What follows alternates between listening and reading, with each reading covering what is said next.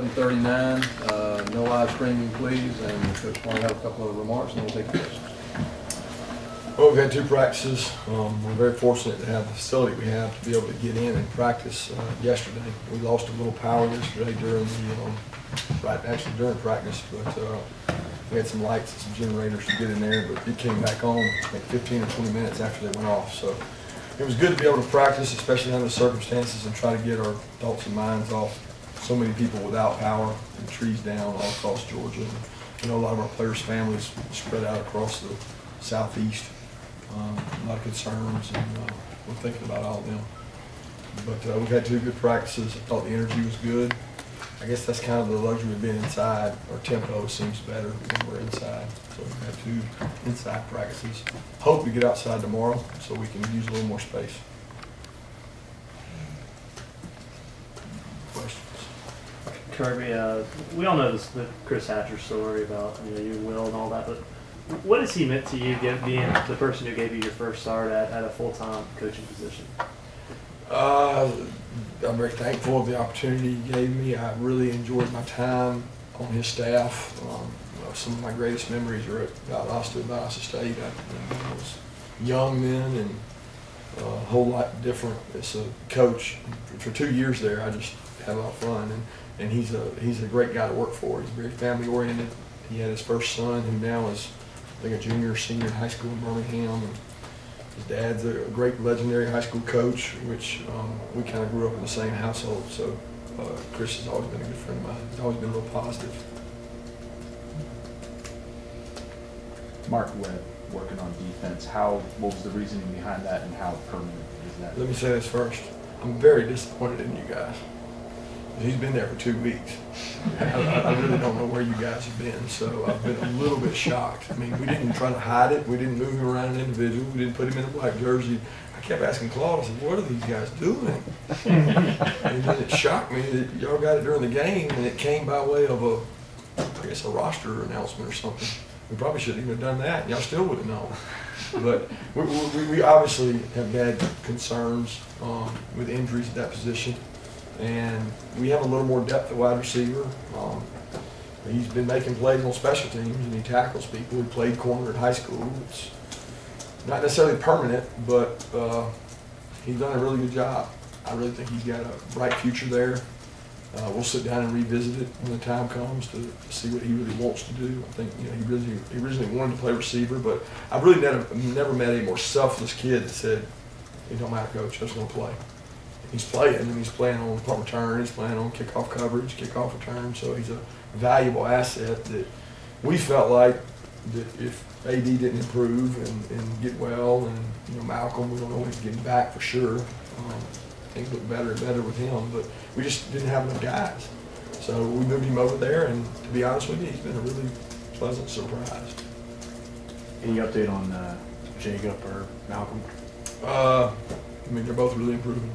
So we're excited about where they are, and I think progress has been made. Kirby, you had a lot of interceptions here. Do you wish you had a chance for the golden spikes when you played here? And do those things kind of cross your desk, and you got to approve them or disapprove them?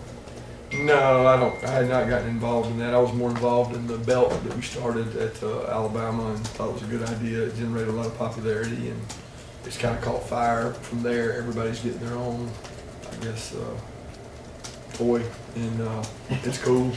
It's cool because of our fan base and the Spike Squad we have. I think it honors them, and our players take a lot of pride in it. I'm just glad we finally got to bring it out. We had the first game and never got to show it. So Coach Tucker was killing the defense after the first game because like everybody in the country is talking about their deal, and we don't get to show ours. So it was nice to get some turnover.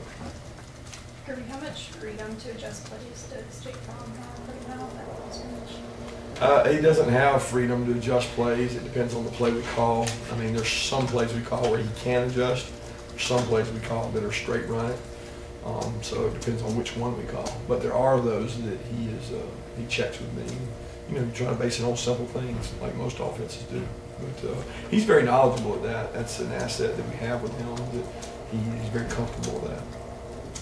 Is it safe to say that that the offense is different, you know, under Jake than it would have been under Jacob? Like Jacob might have had more latitude in that type of situation you I described. wouldn't say that. I wouldn't say that. You're saying that Jacob Eason would have more latitude than Fromm? Yeah, on I don't know. I mean, they both went through the entire camp doing the same plays and scripts and same things. We call the same plays with them. We check the same plays with them. We don't say these are Eason plays, these are Fromm plays.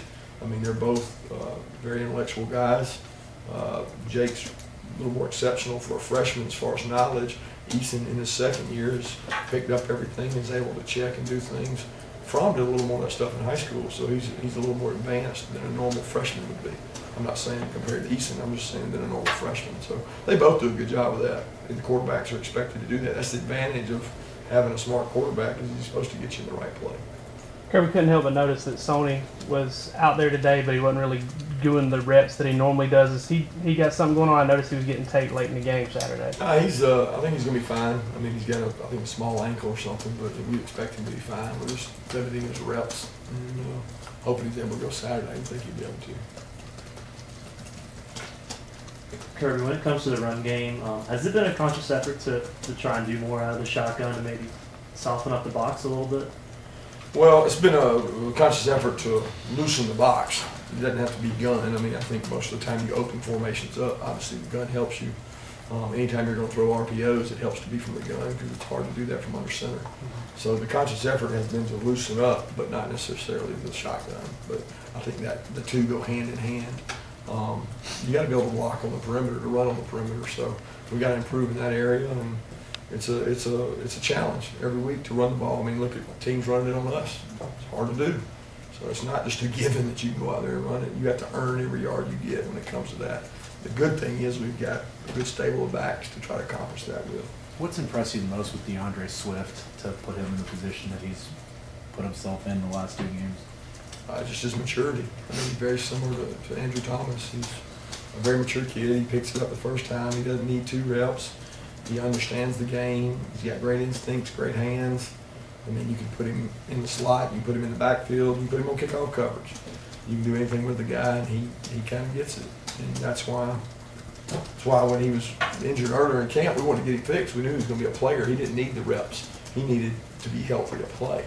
So when we sent him to Philly to see the doctors, he got to go up there and get well and came back home. Kirby, you mentioned Andrew Thomas. How has he progressed in his first couple of games here as a college player? I think he can get more confidence. You know, he's very quiet. He's a good leader. I think the better guys he plays against, he gains more confidence, which is very valuable before he gets into the bigger games coming down the road. He needs to establish some confidence, and he gets to go against pretty good guys every day in practice. So that's an advantage too. Is there anything specific you're doing to try and limit penalties after? Okay. Yeah, we always talk about penalties. We post penalties every day in our meetings, and I just laugh because of, last year we were one of the least penalized teams, and now we're leading. And it's always funny to me when you look at stats, because they can say what you want them to say. Sometimes the most aggressive teams in the country are most penalized, and they have the best teams. And we certainly feel like we've been aggressive on special teams, and we've had some penalties in those areas. We've had some unfortunate ones with hands to the face that we've got to, I don't necessarily call all of them undisciplined. You think of your team being undisciplined, we have a lot of penalties. Some of those penalties are not undisciplined, they're aggressive. And I don't go after aggressive penalties all the time, because I think you can coach caution into your players. But we bring it to their attention, and we show them a lot of stats on penalties. How did the offensive line look this week as compared to game 1? Still got some improvement to do. We had a lot bigger guys. First game was quicker guys. Second game was bigger guys. We're not getting the movement we need, and we got to continue to improve it. And we got to help them. We got to help them by hitting some big plays and loosening people up. When you get an opportunity to make layups, you got to make them. Because Isaiah Wilson, is there a chance he still could play this year? There's a chance every freshman could play. Every one. I mean, every freshman we sign, there's a chance every one of them can still play. Kirby, how do you think your secondary's doing, and do you think Sanford has the ability to make some plays downfield if your pass rush doesn't get to him? Say that again. Sanford's passing attack against your secondary kind of. I know that their FCS team would seem to be pretty efficient. Oh yeah, the quarterback is extremely accurate, extremely athletic. I mean, he's very similar to the guy last week because he can run, do all the same things. He's just probably more accurate. He throws the RPOs as good as anybody I've ever seen, and talented. He knows where to go with the ball, and knows when to get rid of it. Now, their offensive line isn't as big as the one we just faced either. So I'm sure they'll prepare that way and be smart about it, but he's talented. And, you know, you got to be careful on these guys, because you coming after them every play, they're going to get rid of the ball really quick. And you got less down there to defend with on screens and things. So, I mean, the secondary is playing well. We've got to continue to do that. The rush has helped them, but a lot of this team here is going to be, the ball's going to be out quick. So it's how fast you can cover and how well you can play them. But we've got to continue to develop depth in the secondary. We don't have the depth that we need. Roquan Smith was really involved as a player last week. Of course, Reggie Carter kind of mentioned how he's making more calls and checks than he has in years past. Is that something you expected from Roquan Smith? Oh, yeah. Roquan's a special player. I mean, I knew when he was in high school he was going to be a talented player. Everybody saw in the country. That's why he was so highly recruited. But he does it the right way, man. I mean, what y'all see out there on Saturday, I see every day in practice. So there's not like when you go into the game, you got to worry about Roquan because he's already put the work in the bucket. You know, some guys don't think practice is important.